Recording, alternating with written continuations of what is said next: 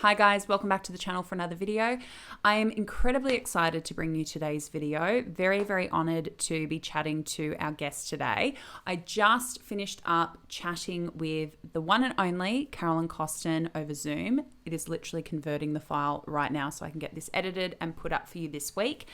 Carolyn is an absolute giant in the field of eating disorder treatment. I will put all of her links in the description box below, but particularly all the links to the Carolyn Costin Institute, which is the certification that I hold as a coach. Carolyn is the entire reason why I am a coach. She is a big reason why I am fully recovered. I didn't know that being fully recovered was possible until I came across Carolyn's incredible work and the immense contribution she's made to so many people's lives in their own recoveries. So I hope that if you have any curiosity about coaching, if you want to know a bit more about coaching, the history of coaching, how it fits into treatment, if you personally would like to become a coach, this is the video for you. Or if you just want to benefit from some of Carolyn's incredible wisdom, please stick around for this video, and like I said, all the relevant links will be in the description box below. An enormous thank you to Carolyn for her time, for joining us for this great chat. I hope you guys get a lot out of what we talked about. Let me know in the comments below your thoughts, and just hope that you enjoy it. So Carolyn, thank you so much for being on the channel with me today to talk about coaching. I am personally so grateful to you to take the time to explain sort of the history of coaching, the purpose of coaching. Probably the best place to jump off is if we were to explain what coaching is to somebody who has sort of no awareness that coaching even exists. How would you describe what recovery coaching is? I think the best way to start is think about a coach in any other kind of activity. For example, when you think of someone who wants to be a better runner, they want to learn how to, maybe they want to go out for, some kind of sporting event or whatever. And the coach is actually knows what they're doing. They have an amount of training in this particular area, and they're right there with the person helping them do it. They can, help set some guidelines and things like that. But it's not a lot of talking about the whys. Why do you want to do this? Or, why did you get in trouble when you tried to do this? Coaching is really a hands-on with the here and now. So the reason recovery coaching is so different is because traditionally, therapists and dietitians and physicians are in their offices and they're treating people and doing the best job they can, but they can't go out there in the field, so to speak, with all their clients and go to restaurants and go to the gym with them, or be on even a video conference and have meals with them when they're struggling, or be called, at all hours, or texted during the day, or even in the middle of the night. So coaching is really, I think the fine line that's good to draw is that a treatment team is really important to work on many things and develop a treatment plan, a nutrition plan, or whatever. But the coach is the person who helps the client or the patient, if you will, enact those things in real time. Yeah, I always try to explain it to people as the action stage of recovery. So it's kind of the now and the looking forward, because even when I was going through my eating disorder, I would, I'd leave a session with my psychologist with so much more knowledge and really invigorated. But then I'd have to get home and eat dinner. And it was, how do I do this? I understand more, but how do I actually put that into practice? And I would have, in hindsight, having a coach would have made an enormous amount of difference, even to me personally. You can see that contrast when you start working with people and this momentum starts happening, which is always amazing to see. So why did you come up with the concept of coaching? What, from obviously your expertise and so many years in this field, what could you see as a gap that needed to be filled? How did you kind of identify the need for coaching? Well, it's interesting because I sort of, even though I'm licensed as a therapist, I've always acted like a coach. So I got licensed in 1979. Oh my God. But what I did even back then, and it's because of my own recovery, I would have clients bring meals to the sessions, and I would have meals with them. And, I would do things like, let's have a challenge where we're going to eat a chocolate chip cookie. I was always doing things with clients that are considered kind of coaching things. And when I opened my first hospital program, this was before there were any residential programs. Um, I hired people. I didn't call them coaches at the time, but in retrospect, they were coaches. I realized what was happening in hospital programs is, we were taking people in and doing things like, treating them and having them go down to the cafeteria and get their food, but they weren't going into kitchens. They weren't going to grocery stores. They weren't having to buy food, Living normal life, integrating. Yeah, Yeah. yeah, So yeah. I hired people and I called them support recovery counselors, and I had them work with people when they discharged from the hospital. So then fast forward to when I opened Montanito, which is the very first residential treatment program in the United States and maybe everywhere. I don't know where there was another one, but I realized that's what we were doing with people. We were actually helping them, because the way I ran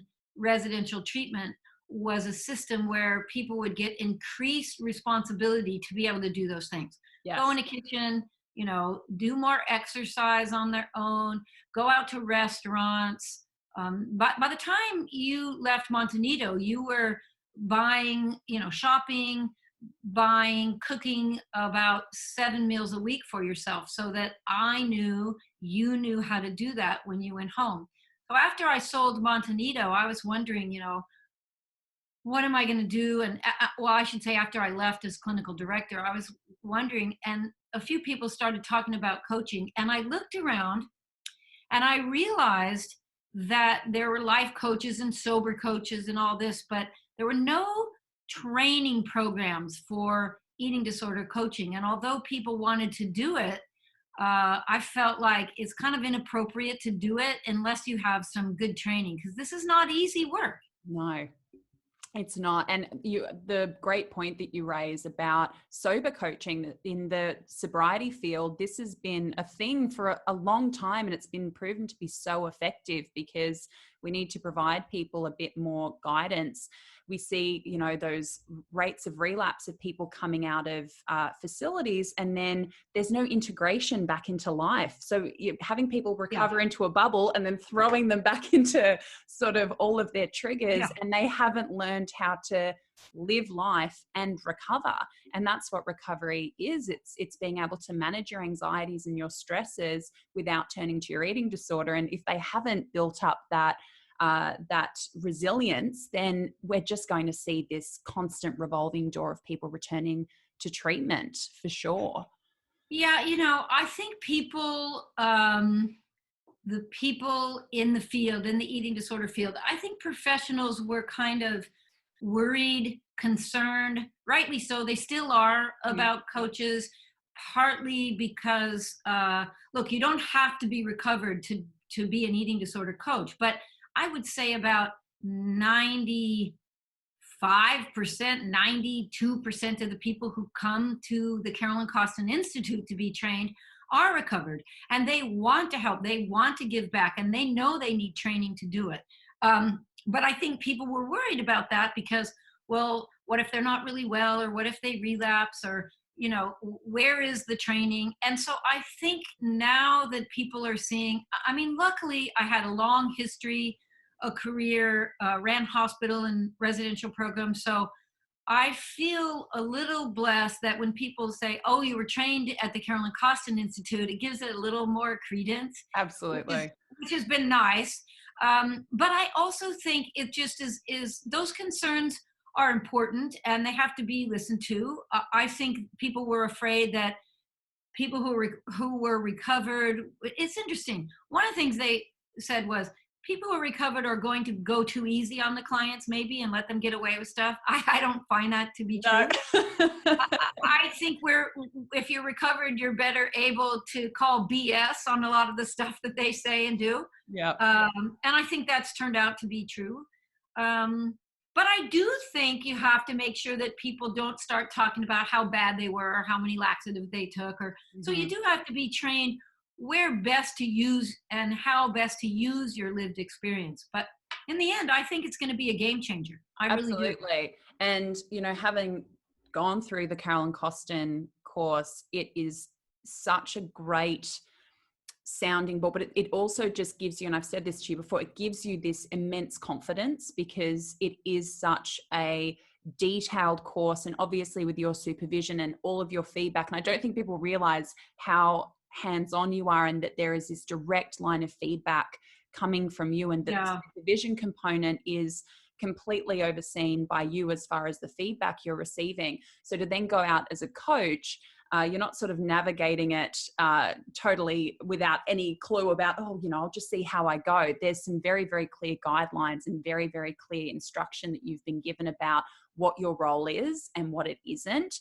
And when that's explained to treatment teams, I mean, I've been very lucky. I've only ever had incredibly enthusiastic, almost relieved responses from treatment That's teams great.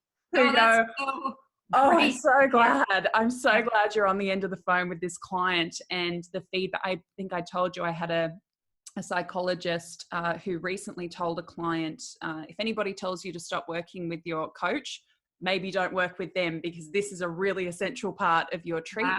Wow. And that was really, really affirming. And I'm seeing more and more of that. And yeah, probably relief is the dominant response that I've had. So That's so good to hear. I mean, yeah. I think people were worried, professionals and some other professionals were worried that maybe coaching would usurp their job a little bit and that they weren't, the people needed the therapy and they needed the other stuff. And so we try to be really clear that this is an adjunct to all the traditional treatments. It's something that's not being offered, and it's filling in a gap, that's for sure. And what you said about the course, I mean, my name was on it, so to me, I want people always say it's way harder than I thought it was going to be, way more rigorous, Yeah, yes. but they feel like it was worth it. Oh, And I think you're right. If you look at a lot of coaching, online coaching things, they don't have the kind of hands-on supervision. So for people who don't know, I mean, as you know, I listen to all the tapes, and you don't become certified unless you do an internship where you're willing to see people for free. You volunteer your time, and I'm on the other end. I listen to all the tapes and I make suggestions, and try to help create the best coaches I can. Mm. Yeah. And it, like I said, it gives you that real sense of security, knowing you kind of have this. And obviously there's the continuing education, which I think is an important thing to note, is that you're not sort of just like sent out into the Wild West, that there is this Yeah. continuing, Yeah. uh, collaboration with CCI as a coach, and that there's a really beautiful network there, and there's a Facebook page. And I've connected with a number of coaches like Millie Thomas and Meg McCabe, and we have this nice kind of colleague Yeah. relationship, and we touch base and we share ideas and sort of share each other's wins and where we're getting stuck, which is really wonderful. But it also gives you a lot of confidence in that I don't want to be a therapist. I don't want to step into the therapy role or the dietitian role. And it helps me to navigate those Yeah. relationships and to help the client to even manage their relationships with their treatment team, and where to direct their different needs, and who can kind of help them. And I've seen a huge change in that. Treatment teams are so grateful to have you there, making everybody connect. I really don't think that is something, I mean, it's something you've talked about, that treatment teams need to be talking to each other. And it's really something that coaches can help facilitate, to be kind of the one who brings everyone together to collaborate. Doesn't drive it, but certainly gets the Yeah, communication I going. have noticed that. It's very interesting. And I noticed that when traveling around Australia, what I considered the lack of communication between treatment teams. I don't want to get myself in trouble, but I did notice that. And since I hammer it into the coaches about getting release of information, and you don't do this or that without talking to the therapist or talking to the dietitian, they are the ones asking for it. So it's interesting. I'm glad to hear what you're saying about how it's being received. I have a lot of Australian coaches. Well, I'm in fact today not an Australian coach, but a coach who heard your podcast, who's in Portugal, Oh, who is wow. now becoming. She just signed up, and I saw her video today Oh, to be a lovely. How PCI coach. fantastic. Yeah, Gosh, isn't that interesting? this Yeah. community is very small. It really is. I know. I also think what the coaching thing does, and you sort of implied this, the course and the book, using the 8 Keys book, Mhm. gives people a structure. Yes. So there's so many things in there that help structure. Like that 8 Keys book, I was even reluctant to write it because I thought a self-help book for eating disorders. But when you have a coach who's going through it with you or saying, do this assignment and bring it back to me, I mean, therapists can do that too, and dietitians can do that too, but they have a lot of work cut out for them. So I think it's great that coaches can, and they can share all that stuff with the therapist and dietitian, but I think that provides a really nice structure for assignments and kind of helping the client, here's where we're going. Yes, absolutely. And that sense of actually doing something practical, that they are working on something. And it's that sense of purpose within recovery where they sort of say, I can talk about it all day long, but I actually want to be able to put some of this stuff into practice and to see my tangible progress. And they can see it's sort of like journaling as well. I asked them to go back and repeat assignments, particularly the day in my life when I'm recovered, because as their healthy self emerges more and more and their healthy self values start to surface, we go back and we compare those, and it's just so clear how much they've progressed and how much they've grown. Yeah, true. So why do you think it is important? Because I know that there is that condition to sign up as a coach, particularly if you have an eating disorder history, that you need to be fully recovered for a minimum of 2 years. Why was that sort of a stipulation for you in providing the course? Why do you think it's so important to have that minimum? I think, for one thing, I think that it's really difficult to call yourself recovered, like, oh, today I'm recovered. So let's just Yeah. start with that. Yeah. So when people say I'm recovered, what does that really mean? So and this comes from experience. This comes from 40 years where I ran hospital programs. I had a lot of staff. A lot of people sought me out because they knew I openly discussed my own recovery. So they came and wanted jobs with me because they wanted to work in a place like that. So I learned over the years. I didn't have a lot of problems with.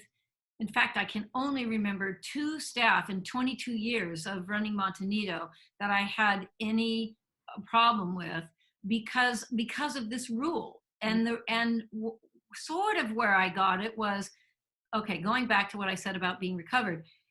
I think when you have an eating disorder, you don't get it on one day and you're not recovered on one day. Yeah. So what I like people to do is think, have I had 2 years where I meet this criteria?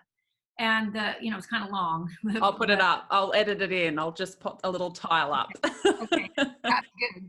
Because I knew I had to have some criteria, but it's about that weight and shape and the number on the scale and all that take a proper perspective in your life, and you no longer use food or exercise to deal with, cope with or distract from problems.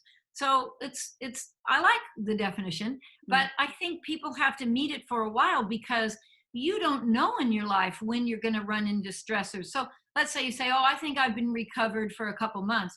Well, what if a major thing happens in your life? What if you have a breakup with your boyfriend? What if you have, you fail a test or get in a car crash or COVID happens, Anything and so, in 2020. or 2020 happens. Yeah. So I think for me, it's like, I really think people, if they can go 2 years where they feel like things have come their way, come and gone, I feel like they're pretty solid. The other thing is, I don't think it's good for the clients, but to have a coach who's not solid, whatever, but I don't think it's good for the coach. I think that a coach, and you know, because you do the work, when you start working with people, it's not always fun and glamour. It's not always the person, oh, I'm so happy, thank you so much. When they gain weight, when you sit with them after they've eaten and you help prevent them from purging, Hmm. they're uncomfortable. It's painful. You can go through some things where I don't want coaches to be triggered. I don't want coaches to have put their own health or recovery in jeopardy. So to me, I think it's really important that you're recovered and that you've been that way for 2 years. And recovered, the reason I don't like recovering or recovery is that comes from the addiction world, and it sort of goes back to like with Alcoholics Anonymous, and let's say, people who have chemical dependency. The thinking was, this is an addiction you have for the rest of your life, and you can never have alcohol because you're an alcoholic. Well, I always thought that was weird about food. Yeah. I think there are addictive components to the behaviors in eating disorders, but I don't think it's a true addiction. I don't think we're addicted to food, but we can get addicted to certain behaviors like binging, for example, but that treatment's kind of different. So I just thought that I don't want people to think I'm recovering one day at a time or I'm in recovery. I think there's a place, and uh, I've thought this for many, many years now, Mm. where you're past it, you're recovered. It's not something you have to deal with, and it's not something that you have to face a day at a time. Mhm. One Yeah, day. absolutely. And I think it's even powerful to keep people in a safe space, because I know from my own experience that I was about 3 years in, and I'd always been told, and I had fantastic treatment. They saved my life. They changed my life. But I was told sort of the you're always in remission party line. And I got to 3 years and I was working as hard on, the 3 year in date as I had been on day one, and I was burnt out. I was absolutely exhausted because I believed that's what it would take for the rest of my life. And it actually almost led to totally collapsing. And then that was when I came across your work and this concept, and it made sense to me. And I thought, gosh, I've probably been, just expending energy for an additional 12 months that I didn't need to. And I sort of say I settled into my recovery and sort of gave that trust over to my healthy self to say, all right, we've done the work and now it's your turn to show that you can take care of this stuff. And I think if we send the message that you're going to have this intense focus on, I just don't know how much people are capable of maintaining that long term. And I don't Yeah, think it looks very appealing either. yeah, I do. I think people have come to me feeling exhausted, just like you said. They have come to me feeling like, really, I'm going to have to deal with this for the rest of my life. And I just don't think that's true. Now, by the way, there are some people, not just because I say this doesn't mean everybody becomes recovered. I'm not someone I'm realistic. I've treated people who have not made it. I've treated people who still are struggling. I know that some people don't have the kind of access to care and treatment as other people do. So I certainly understand that not everybody's going to be recovered, but I think everybody has the potential. And I certainly think that, and I've seen, like I said, I've done this for so long. I've seen thousands of people now who I know who are recovered. And so I think people just can't say that to me anymore, that it's not possible, Mm-hmm. And if you take it off the table, it's definitely not possible. It's a 100%, guarantee that you won't get there if it's not at least on the map for you to walk towards. If you don't know the destinations there, I you're don't want probably going people to get I don't tired want and stop walking. yeah, I don't want people to settle for less if they don't have to. Yeah. Like I think about people like Millie, who she was given, this feedback to, stop trying. And I loved the podcast that I did with her, and I send it to people all the time when they say, I'm the exception. And it's, no, you're not the exception. And you don't have to commit. You don't have to say it'll absolutely happen. I'm just asking you to keep it as a possibility, just in the background. Yeah, that's exactly right. Because I know so many people today who are recovered who came to me and said, "Oh, I was told I was just going to have to manage my illness," Yeah. you know? Yeah. Same thing. Even people who've had it for years, you know, people in their 50s who've had an eating disorder for 30 years or more, Mhm. who are recovered today. So I never give up on anybody. Anybody who walks through my door, I always say, you know, if I could be recovered, you can too, and let's go for it. You know, Mhm. and and if they say I don't want to, well, then you say, okay, let's start there. What are the reasons you don't want to? And a lot of times the reasons are because they think it's going to be too hard, because they don't think they have it in them, you know, because they think they don't have the resources to go to treatment. I didn't go to treatment. You know Yeah, what I me mean? neither. I didn't even have a therapist. So, you know, when sometimes people, I think, get cross when they hear me say, if I did it, you could too, because these days, you know, we all have to be conscientious about people who don't have the kind of access to care that Mhm. that other people do. But I tell people, I used to not say it because I didn't want people to think, oh, I don't have to go to treatment. But I want people to know that I didn't have money, so I couldn't afford a therapist. And back then, who would I go to anyway? Back Yeah, in the exactly. They didn't even have language for this stuff, yeah, really. or treatment programs. Yeah. Uh, you know what I mean? And so I didn't have that access to care, and still, because I started dealing with the fact that I knew the battle, I knew at some point in my life the battle is in my head. I'm having this fight in my head. I wouldn't tell anybody else to do to themselves what I'm doing to myself. So why am I telling me? It Mhm. was still a long, hard battle. It took about 7 years to get better. And I think if I had had treatment, you know, who knows? Well, it could have gone either way. If I had had treatment, it might have been better. But sometimes people have treatment that isn't a good match for them, and Yes. they feel completely resistant, and it makes it harder. Mhm. So could have gone either way. That's But what I do love about this approach is that I often have people who come to me and they've sort of been in a treatment setting where it's been a bit more combative. It's been more, you know, treatment versus person. And this takes the onus totally off sort of me as the person providing coaching in terms of I'm going to tell you.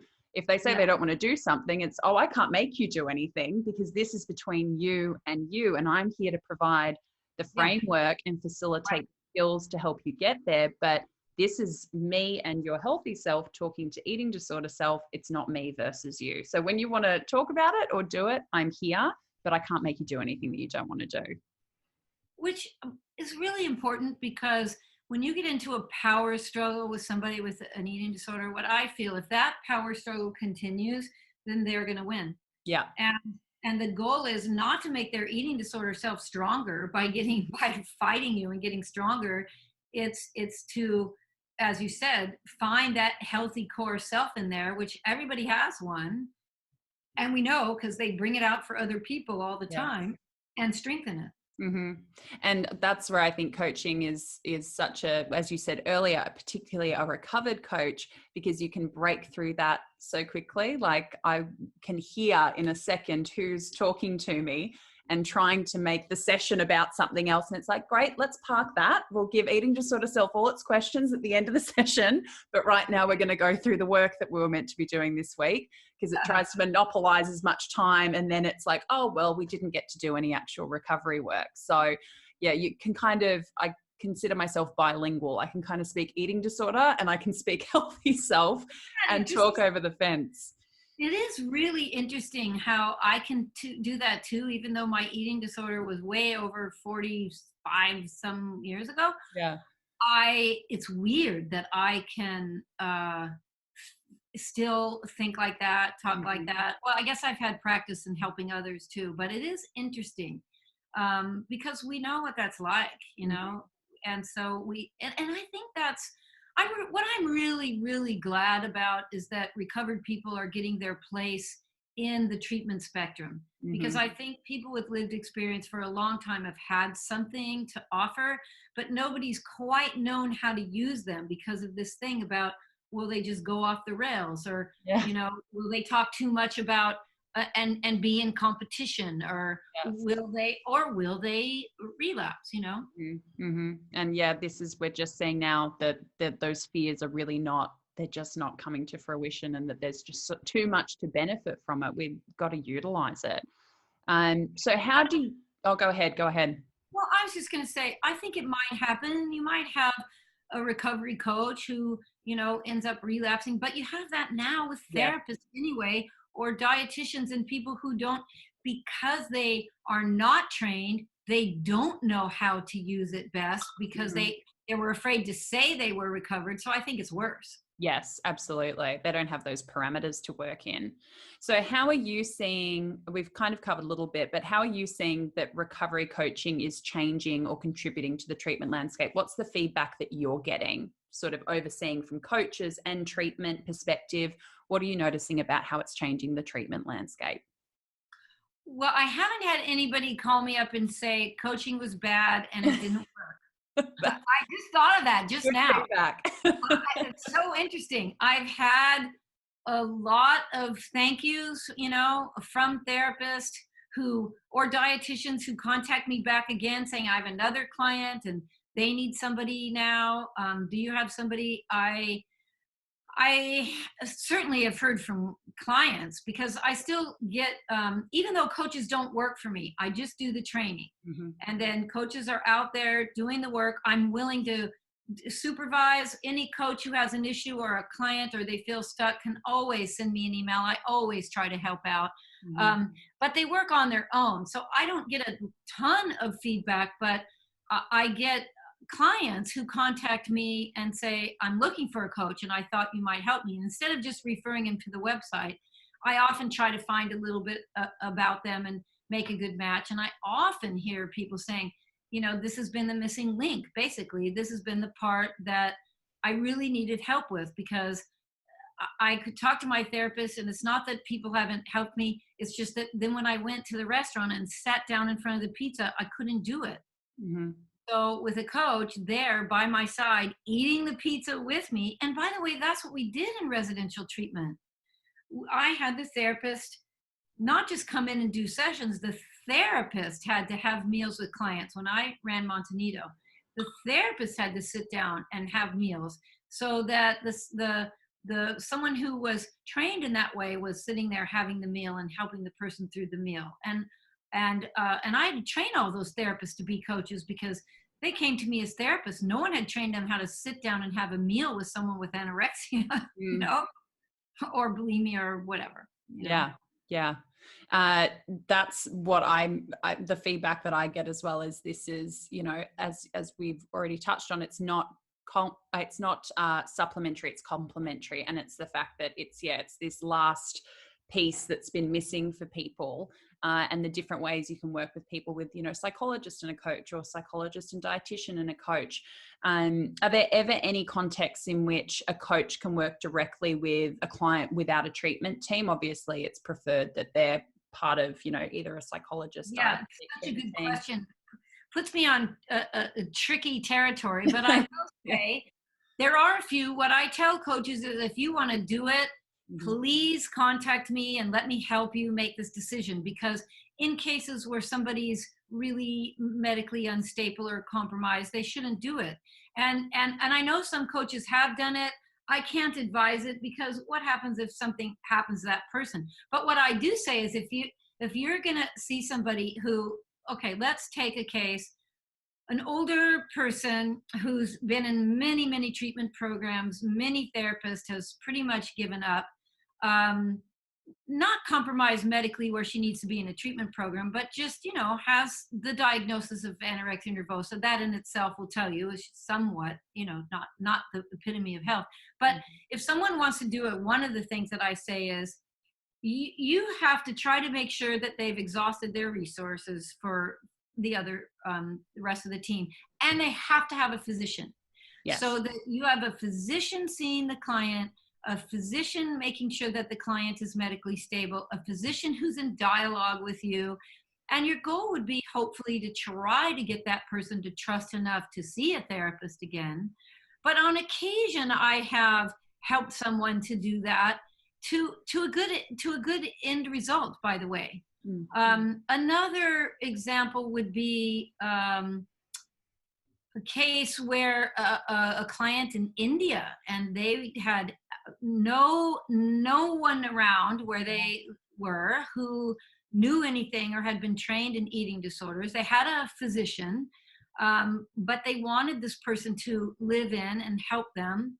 And what we ultimately did is we got them to come to the US and have their daughter go to treatment for a period of time. But then when she went back, there was going to be no help, no transition. So a coach actually met her and the family before they went home and then flew to India and Wow. lived there in an adjacent place for a few months, helping with the transition. Another example would be someone who's really young, who does not have a diagnosable eating disorder yet, but is kind of on the cusp.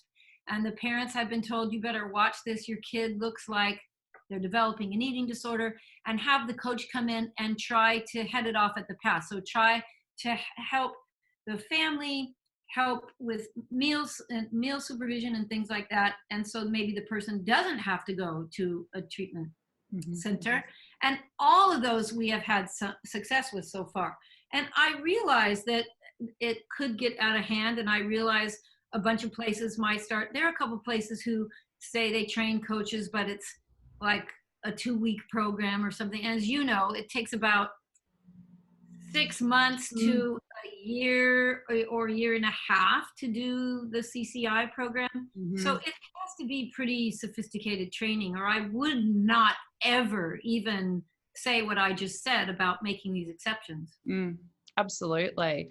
So if we had people who are watching, which I'm sure they will, because I get so many questions about coaching, if somebody was watching this and considering becoming a coach, what would be the number one thing that you would want them to know about CCI, about the course, about being a coach? What message would you want to get across to somebody who has an interest in becoming a coach? I think they really have to ask themselves why they want to do it. And if they are willing to put in some good effort to get training. I think a few people have signed up for the course thinking it was going to be, a couple of weekends or even a couple months. And a couple of multiple choice tests and then a certificate. Yeah. I think they have to know that they're going to have a supervision. They're going to have to see clients, and I'm going to be listening to those tapes. But I'm very nice. I'm a good. Yes. I really think I help people be their best self. I've been training therapists for so long. So I think they need to do that. I also think they need to, like what we talked about, consider the whole thing about being recovered, because I have had a couple people start the program and start learning so much and be overwhelmed and feel like, I don't think I'm really recovered myself, the task that you're asking me to do and all that. And which is fine. They were honest about it and said, I think I need to wait. You have to be good with people. You have to like all kinds of people, because you're not just going to be a coach and be able to get this client you design, Yes. That it's go at your own pace, which is nice. It's all online, which is nice. What else? What didn't I answer? I think that covers it. And probably, if I can throw my 2 cents in as a coach, just how fulfilling it is, and how you just have this sense of purpose. And I think you touched on it earlier, this sense of giving back but also paying it forward, that you've benefited from other people's lived experience and their lessons and what they've been generous enough to share. So to sort of contribute to that momentum is incredibly rewarding for something that almost took so much, or did take so much from us, to then kind of take even more from the eating disorder by spreading what's possible to so many people it's quite fulfilling. I think the other thing I would say is, I wasn't sure how this was going to go. I wasn't sure how Montanito was going to go when I opened it, but I saw a gap and a need, and I thought, I'm just pursuing the truth. And the truth about this one is, I know clients need that. I know I would have needed that and benefited from that. So I'm excited to say that the coaches are out there and they're getting work and they are making a living with this. So I think people might say, oh, it's expensive. it's about $4,800 to take this course, but that's a whole year. You get a lot for it. You get a lot.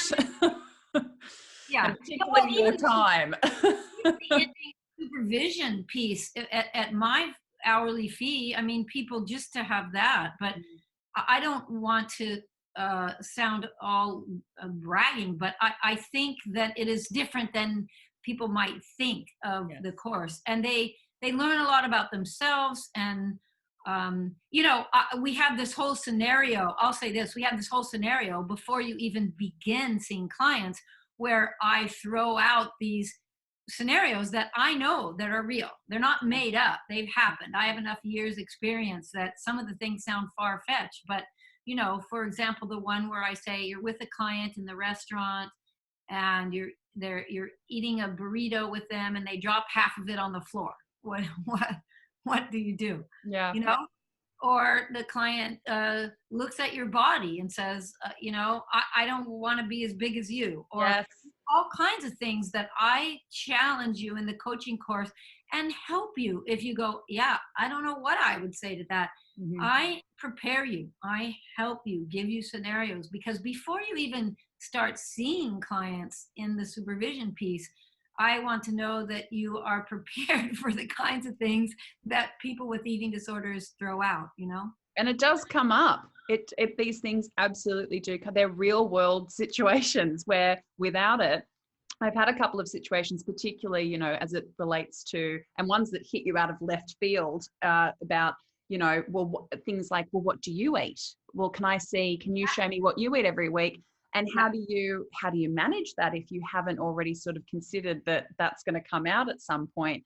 So yeah, the preparation with that, because you know, as a therapist, I was always taught, you know, because I went to school ages ago, you know, the whole blank slate, you don't self-disclose. Yeah. So of course the typical therapeutic, the older therapeutic response, it's changing nowadays, is to basically say, well, that has nothing to do with you. What I eat is what I eat. We're talking about you. Well, I didn't even train therapists that way. I mean, basically, to me, when and let's just skip from therapists, but so I answered clients' questions, and I teach coaches, look, you are a role model. That's one of the things we say. Your hands-on experience. How can you get in the trenches with somebody and eat pizza with them, and then you won't even answer a question about what you ate for breakfast? So it's funny that you brought that one up, because a lot of coaches think that the answer I want is, you know, we're talking about you and what I ate doesn't matter. And I always say to the coach, tell them what you ate. It's good for them to hear, you know? And then get into, why is that of interest to you? It's like, here, well, this is what I ate, but like, doesn't mean you have to eat that. But that's right. I did. And the only time that that's a problem is, let's say you ran out of the house, you were late, you happen to not have breakfast that day. I mean, it happens. We're not perfect. Then you have to, I teach people, now what do you do? So you say things like, look, I don't think any one day makes any difference in what I tell you. Let me tell you the kinds of things I have for breakfast today, yesterday, this week, and I'll give you a variety of things that I have and see if any of those sound interesting to you, or what do you think of that? I always try to get people to tell the truth, but not where it might harm a client. So I don't want someone to say, oh, I didn't have anything, you know? And I don't want them to sound defensive. So I try to provide people with answers that make sense, that are useful for the client. And as you know, in the training, you don't bring out things unless the client has a need for it, unless they present for it, they ask for it, it's their diagnosis. Like, you don't talk about your own laxative abuse with a client who's never abused laxatives. There's no reason. You would only bring that up if you have a client saying they think their bowels will never work properly, they don't think people ever really can get off laxatives. And if you have, then you can share that's not true because I have. You don't have to go into details about how many you had, or you know. So, and that's what the training is. That's it's kind of practical, don't you think? Absolutely. It's, here's your lived experience, here's the knowledge we can give you, and here's how to use it appropriately and effectively. It's like I say to clients all the time, it's not about whether you're doing it well or badly or right or wrong. It's, is it effective? And that's what coaching is. And so much of the course is, it's be an effective coach. It's not just about, yeah, going deep into your lived experience, but how can your lived experience help this person? Specifically, meet that client where they are. One bit of your experience will help one person and another will help another. So yeah, it's building up the skills to do that effectively. I hope that before I leave this planet, I hope that we're at a point where therapists and dietitians and treatment centers are saying, "Oh, please send another coach over." Oh, I Yeah. have a client who, that they really see it and welcome it and see it as, like you're saying, some of the people that you're working with see it. I have a few like that, Yeah. but I think it's just the beginning. And Totally. I didn't really know how this was going to go, but now we have around 57 coaches in about 8 countries. So that's pretty exciting. And Australia has so many. We Australia, need them. We need them. Touching on that again, I have had a couple of psychology practices who have booked me in to do like half-day workshops with them, consultations about practical recovery methods and how to work with coaches. So there's even this curiosity from that perspective, and with psychologists saying, we're open to looking at different approaches. So they've got to be flexible and curious. But I definitely think in Australia, particularly because, as treatment over here can be so hard for people to access, that coaching has such potential to revolutionize treatment here. We don't have to have as many people in inpatient facilities if they have this level of support. So all round, it benefits everybody, financially, logistically, treatment wise. It just has so much potential. yeah. Well, your help making it, putting it on the map, because I've had not just that one client I told you about, but a few who have decided to come and take the coaching course because they heard about it from your YouTube Oh, stuff. So fantastic. keep it up. I You're haven't letting even, honestly, I haven't even done anything. This is the most specific thing because obviously I wanted to talk to you about it and I've spoken to Millie yeah, about it a little bit, but I just make throwaway references to it in my videos. Like, this is what I work on with a client, and suddenly there's this influx of emails because, yeah, again, that just shows the yeah. need for it, that people hear a bit of, oh, I've never done that before. That would help me. And there's this big sort of Right. response to it. So yeah, I can't wait to see the future of it and how it all unfolds. And I hope this brings some more coaches to CCI, because there is certainly, as far as I have seen, there's no accreditation that really compares. And anybody considering doing it, please get in touch and sign up, because yeah, you won't regret it. You get an awful lot for your time that you dedicate to the course. Thank you for saying that. And I'm just so happy you're out there doing the work that you're doing. I'm so grateful to you to give me the opportunity to do it. I didn't know coaching was a thing, and it was through Butterfly, and I went, oh, that's it. That's what I've been looking for. So I'm incredibly, and thank you so much for your time today. I really appreciate it. Oh, it's my pleasure. I love talking about it, as you can tell. So that's great. Thank you so much, Carolyn.